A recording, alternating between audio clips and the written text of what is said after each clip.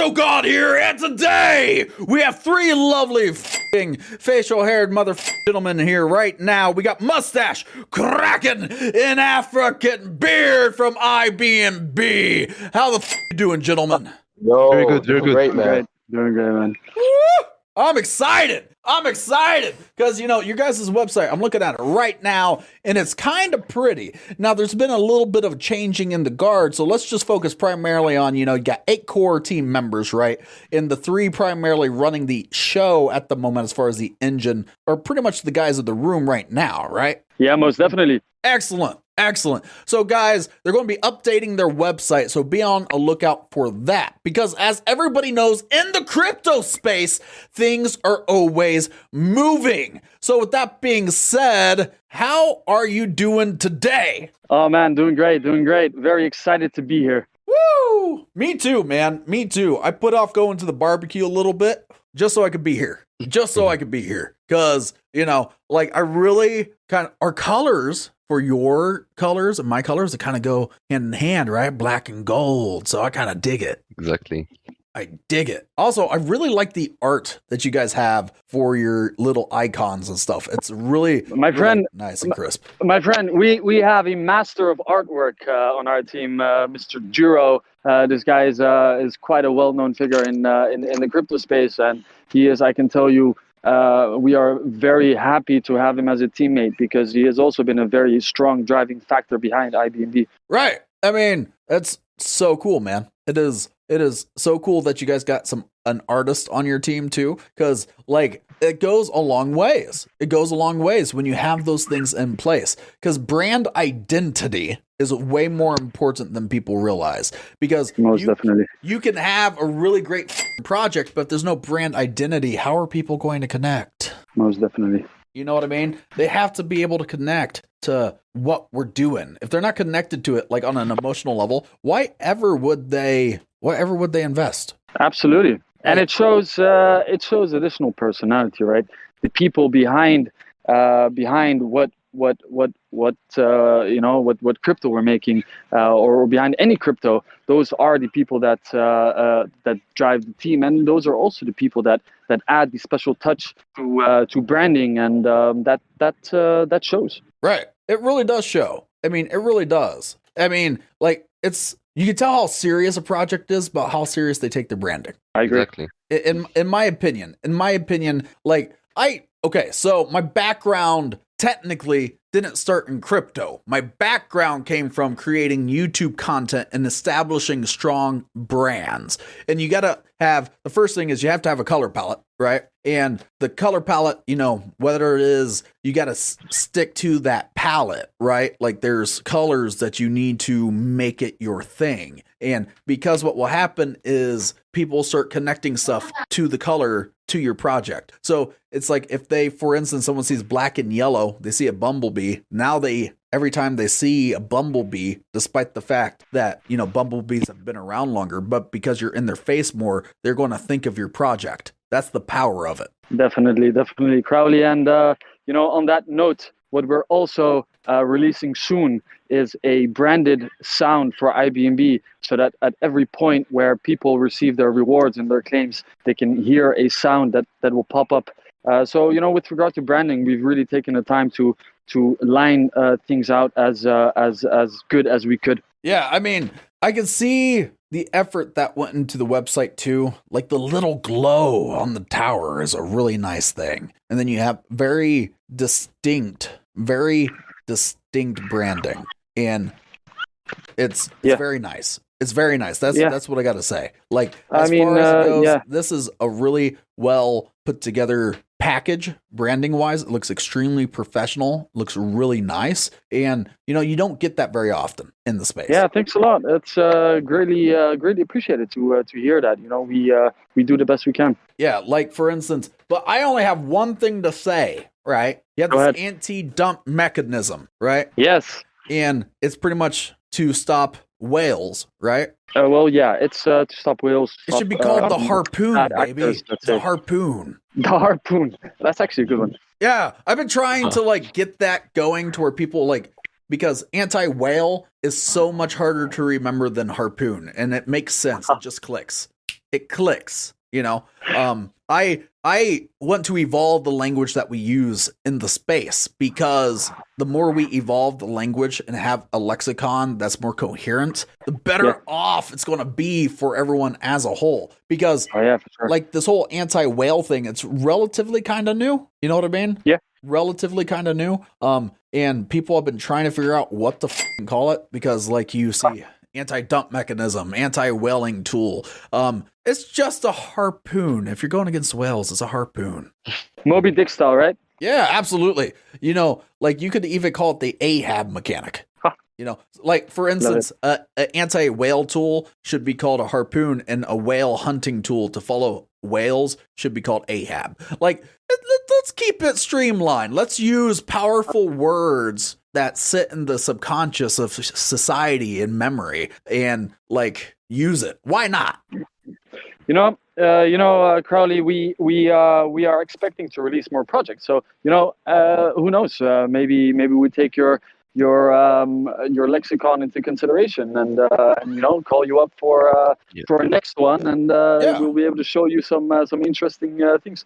I'm always down to consult. I'm always down to like give my 2 cents in, because my biggest goal with this podcast, all right, is I think what sets us apart is, number one, I don't charge you guys to pay me no money to be here. First off, I didn't ask for money for you to be on my Crypto God channel. Like, as I've made it very apparent, I do offer advertising on other platforms. That's very different than what I do here, right? Like, very refreshing. You know, and it's literally, it's literally like, I want to be a trusted source for the space. I want to be a safe space for holders and investors and people that are wanting to learn. And I can't do that, guys, if I'm taking money from the people I'm interviewing. Yeah, precisely. It's needed. Yeah. I literally can't. Like, someone the other day tried to offer me money to advertise on Crypto God, and I told them, you can't pay me enough to do that. Like, I'd rather sell the channel and have nothing to do with it anymore. That's really refreshing. It's really nice to hear, because we've been in the space. It's very market oriented. So marketing and whatnot. So many people just hitting us up, Twitter, TG, Discord, the works.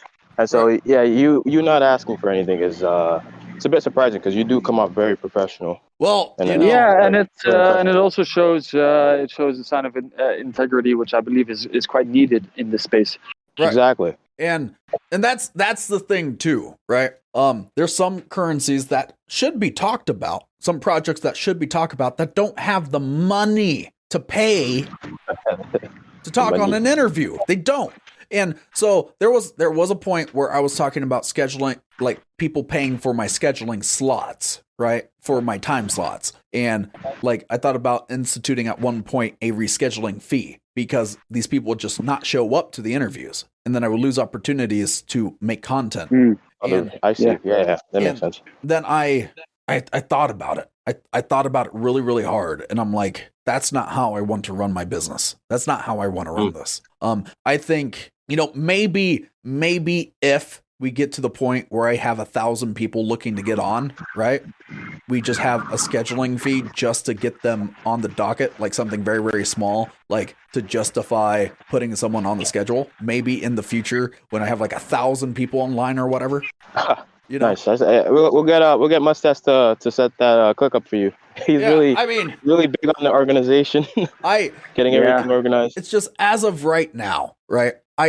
For instance, I had a coin on yesterday that they're actually a 501c3 first, and they got a very low market cap, and they're literally just trying to build wells in third world countries and improve the environment. And that's awesome. They can't do anything. They can't do anything because everybody wants money, right?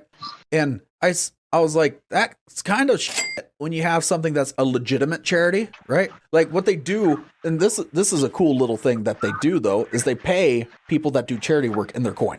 That's it. Like, you can buy it if you want, but people gain the coin by doing charity work. That's it. Like, that's not a get rich thing. It's just like trying to help people recuperate their losses by doing charity. That's like, it's fantastic. It's a cool little thing, right? And so when I get to talk to you gentlemen, right, in other currencies, I take it very serious to make sure we talk about the facts. Because if I have a question, right, about what's going on and you pay me, I cannot ask you those questions, if the hard questions, right? Yeah. You know, Makes sense. Crowley, and given that the crypto space is decentralized and transparent, that's the kind of attitude that the crypto space needs, because transparency is ultimately really what really shows the success for what it is, and what shows results for what they are. So I think that's the appropriate mindset to take. And also, I'll say this. I'm probably the most entertaining and well-spoken out of everybody that's trying to charge for interviews. Like, I believe.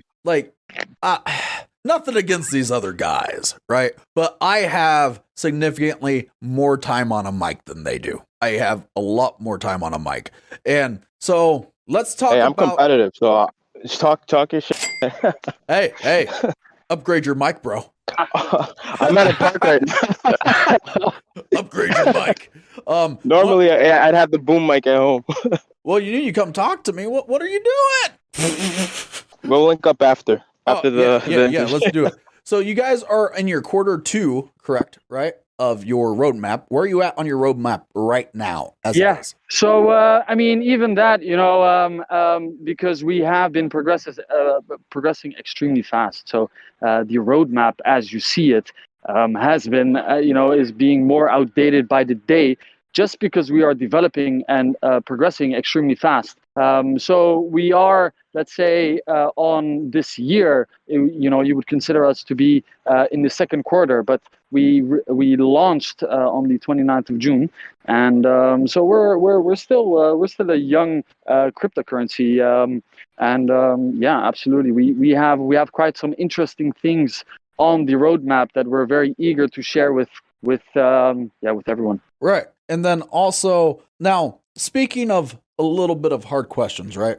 Go ahead. Now, it doesn't bring me a lot of joy to ask these questions, but it's a great opportunity for people to clear stuff up and understand things, correct? Absolutely. Go ahead. So you guys are familiar with what's going on with Binance right now, right? Yeah. So Binance is they're kind of in a pickle a little bit. Mm-hmm. Because like Japan doesn't want them, the UK doesn't want them, and the US is trying to arrest them.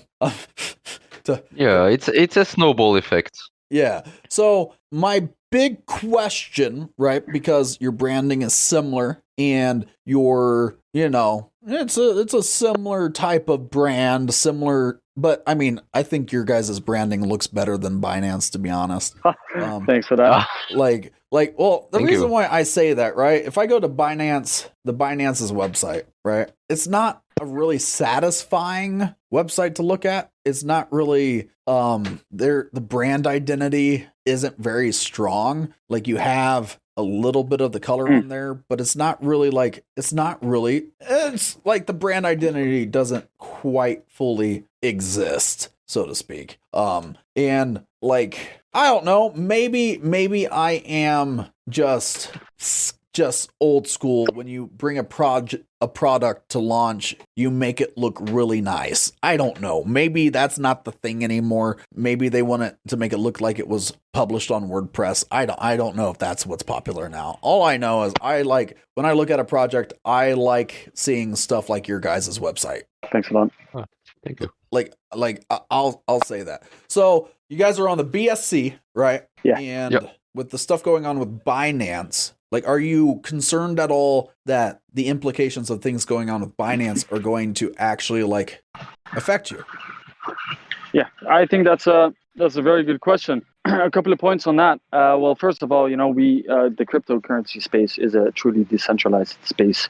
Mm-hmm. So regardless of any actors within the space, people will always still be able to trade cryptocurrencies regardless of whatever happens. And this is very simply due to the fact that laws are laws, and a few, let's say, legal coverage systems don't they allow for people to continue trading freely as they wish. But having said that as well, to add on that, secondly, we as a project, IBNB, we are expanding as well further into new projects. So over time, what you will see is that IBNB will expand as a project and as a community into further projects, which eventually will all connect back to IBNB. So our future is quite broad in terms of possibilities, and we think that regardless of what happens to whether it is Binance or any other exchange that allows trading on there, will not really affect us in the long run.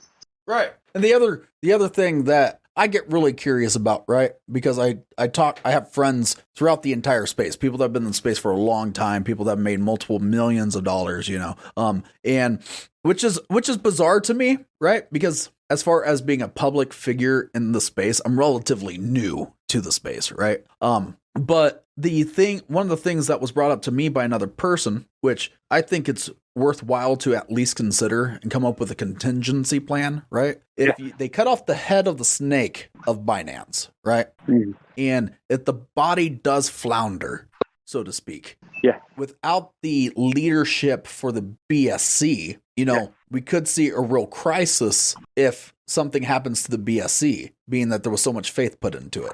And that's one of the things I've been trying to, these BSC tokens that come on, is I'm like, I know that we think it's too big to stop, it's decentralized and stuff, but what if, right? Nothing in this world is impossible. And the people that take that into consideration are going to be the ones that survive if that happens. Absolutely. And, to go back to the point of mindset, with a mindset of knowing all the possibilities that the crypto space offers in terms of whether it is going to a new base of tokens or it is just expanding the project in itself, there are always possibilities and opportunities to grow and expand regardless of being tied to one specific, let's say, base, in this case, token. Yeah, that's why I think it's really smart when there is multiple forks on a contract to be able to function on other smart chains. Yeah. I think that's because then you're hedging your bets to an extent, because if the BSC for whatever reason does go down, right? Because of all this stuff that's going on, because nobody really knows what it's going to look like. Let's be honest. Nobody can predict what's going to take place. We got to be intelligent about it. We have to make a plan in case that happens. Now people, listen, the chances of the BSC ceasing to exist, I don't know the legitimacy behind that, right? We don't know. Right now, it's very viable and it's very alive. Not by any means a reason to have any FUD, though, right? You guys seem extremely diligent. Is it safe to say that if the BSC goes down, that you guys will be prepared for that day if it happens? 100%, most definitely. Okay. Because, it is a scary time and I think that might be another reason why some people are hesitant to invest into a project on the BSC right now, because of that. Because of they really don't know what it looks like. And investing is one of those things that I see, it's kind of like dating, right? Just a little bit. Yeah. The more unanswered questions you have, the less you're going to do.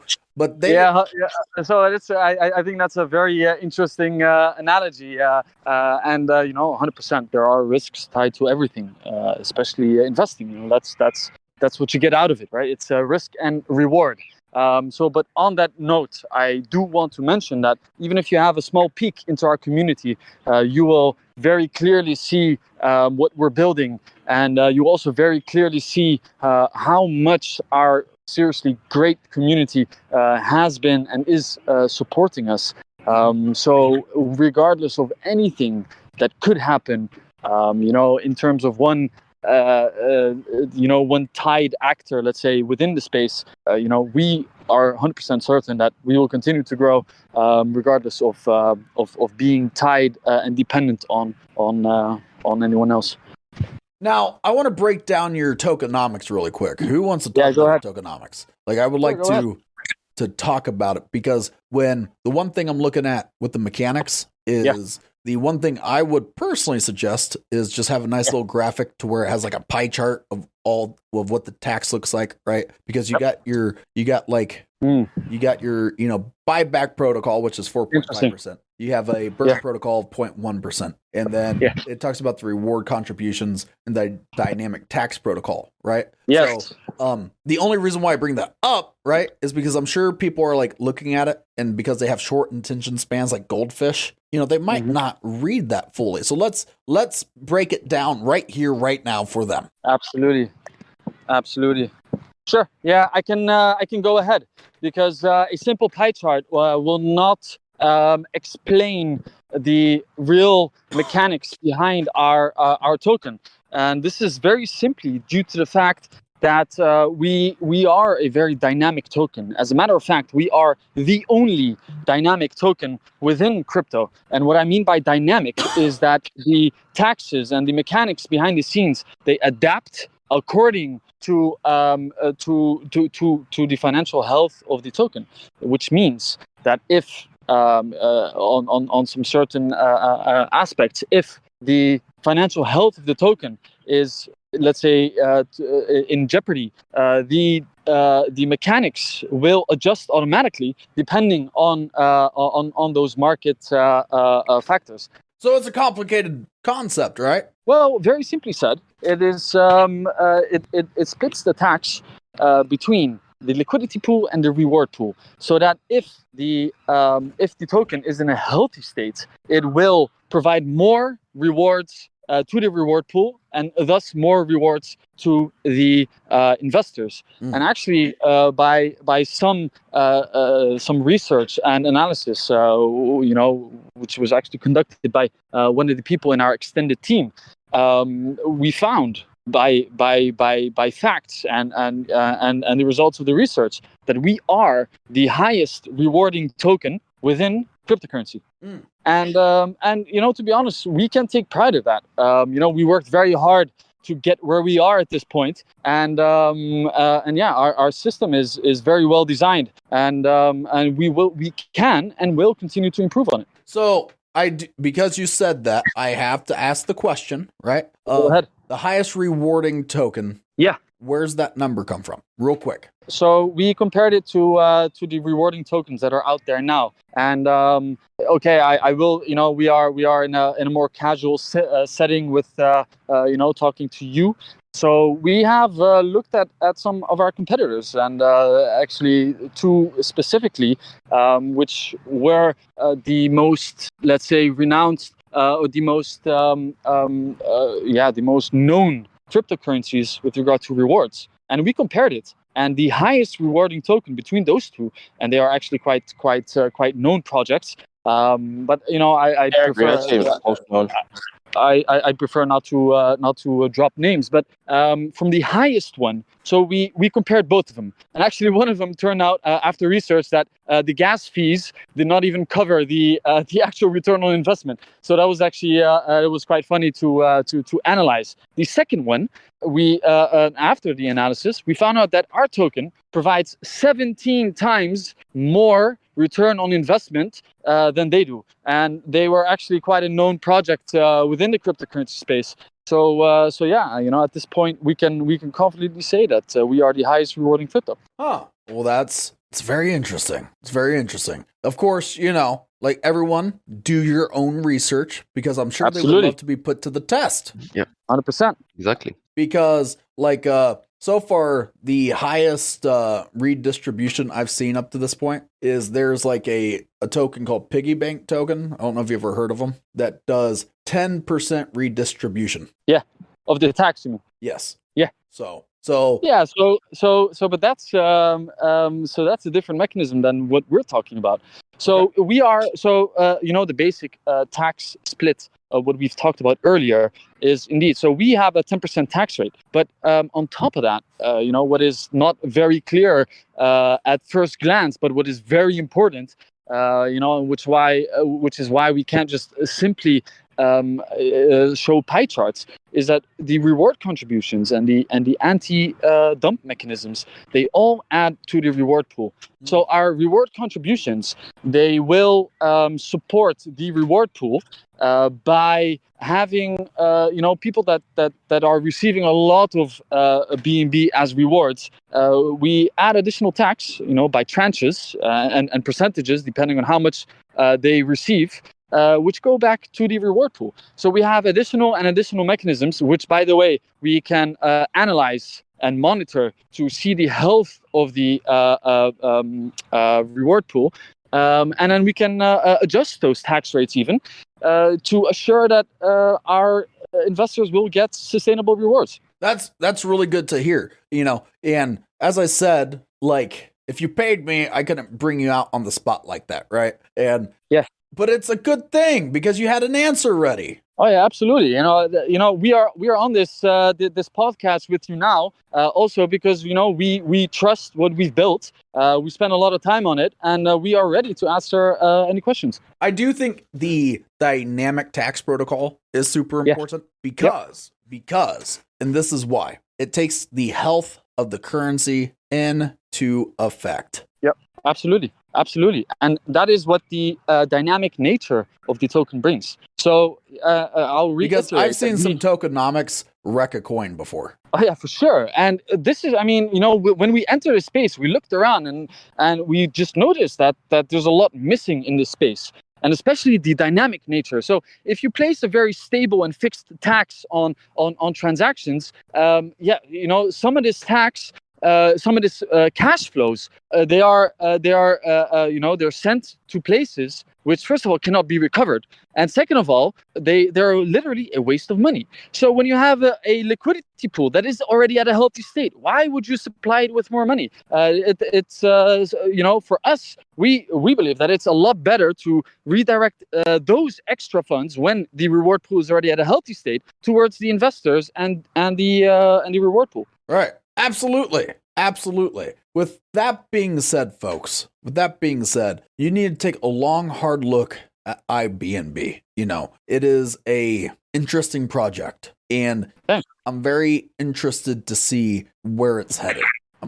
Interested to see where it's headed. Yeah, absolutely. Crowley, we have, in that case, stay tuned, because we have a lot of interesting things in store, not only with IBNB, but with all the projects to follow, which in the end will also contribute to the reward pool of IBNB. So the community, as you guys drop those projects to follow, make sure to come back here so we can talk about it. Yeah, absolutely. This far it's been a nice conversation. So I could see future possibilities of hopping back on board and saying hello. Yeah, why not? Right? It costs you nothing except a little bit of time, and the big power I find in these interviews has always been it instills faith into the holders, and that's what you really need.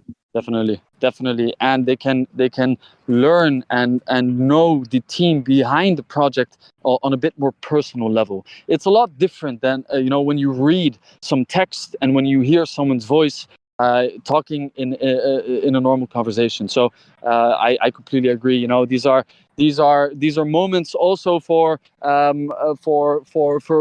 people to really to get a bit closer in touch with the team. Now on the top, tell us, you got 3 guys here, right? Yeah. Something not crypto related about each and every single one of you. Sure.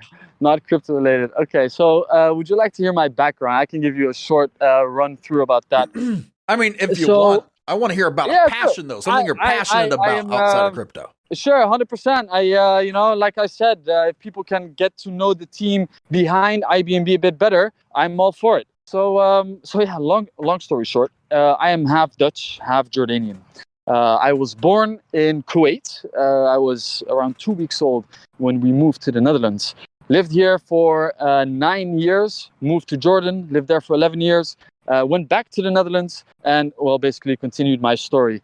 I went to some universities, studied in Germany, and then actually decided that I wanted to add more value to my own life and my work and my career and all the people and companies that I interact with. And so I decided to go back to university.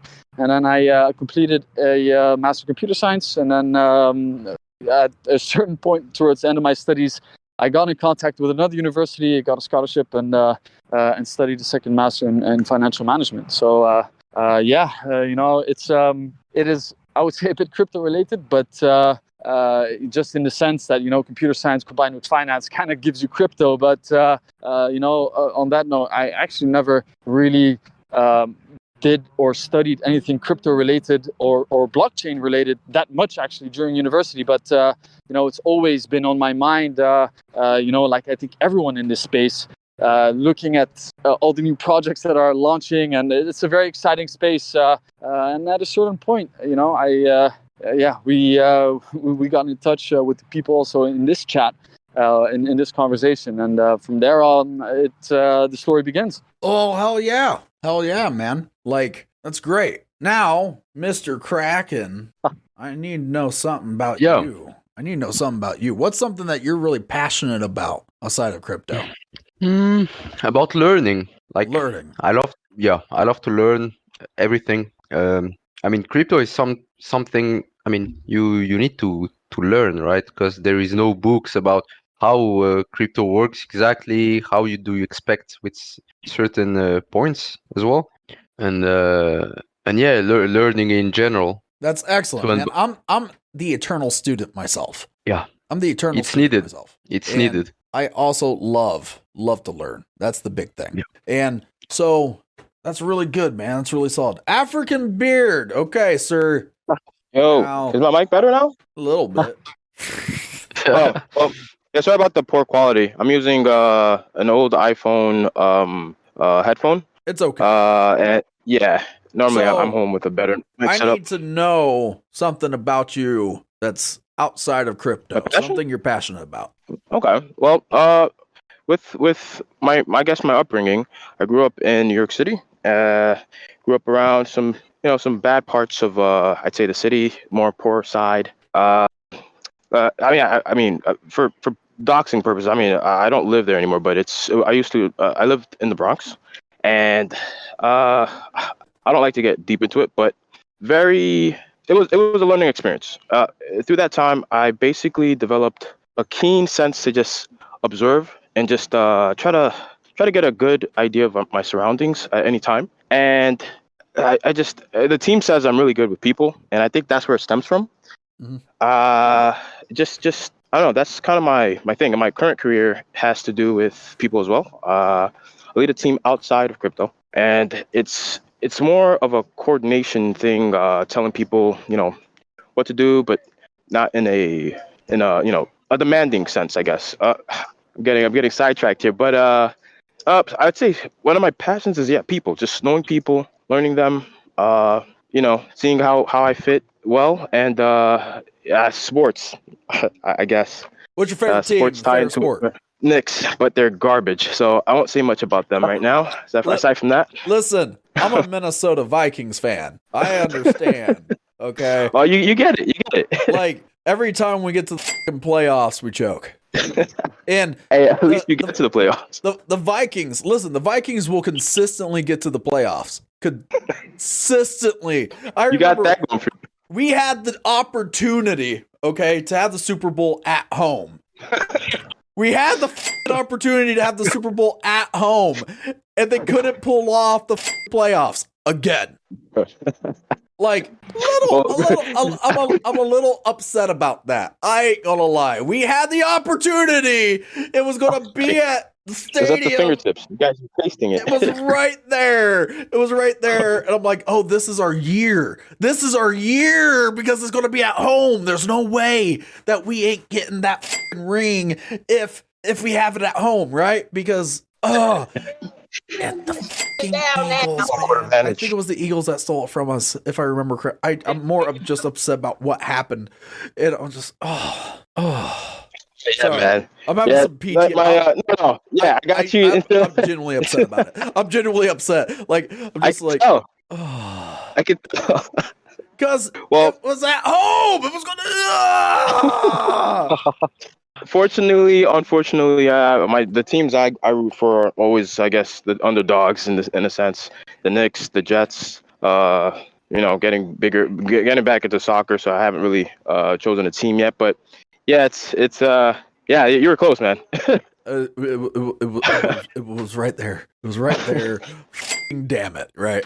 But anyways, guys, I really appreciate your time. Yeah, absolutely, Oh, man. thank you. And I actually, now where we're talking about this, even though it's a bit casual, but this is let's say more a public setting. I do want to mention that these two people that are with us, Crowley, I can tell you with pure honesty that they are the most loyal, trustworthy, and dedicated people that I am very honored to work with. Even though so far we've gone through quite a journey, and I've never met them in person, but I couldn't imagine the team and the project without them, and I can tell you with full confidence that I trust them blindly. I just wanted to mention that there because I truly enjoy working with this team. Absolutely. Appreciate you. Damn. So, gentlemen, thank you so much for your time. I greatly appreciate this opportunity to talk. Appreciate you coming on to the podcast, man. Absolutely, man. Absolutely. It was a joy. It was a lot of fun, man. Yep. It's always fun here. I know that I had some serious questions, but you know what? You gave some really good answers. So thank you for that. Yeah, thanks a lot for your questions, man. Thanks too. Of course. Now, with that being said, everyone at home, you got to like, comment, and subscribe, and share with all of your friends, and ring the bell so you get notifications to every single time we bring you something from the crypto space, because we got new projects every single day, new applications, information for you to be able to diversify your portfolio with the knowledge you need with the people behind the projects. Okay, it's non-chilled, it's free, it's for you so that you can have something safe to trust, because I bring you all the things so you don't have to spend all day looking for it. I just bring it to you, okay? With that being said, the last thing you need to do, though, folks, at home, is when you get some IBNB in your wallet, is you got to hold all that shit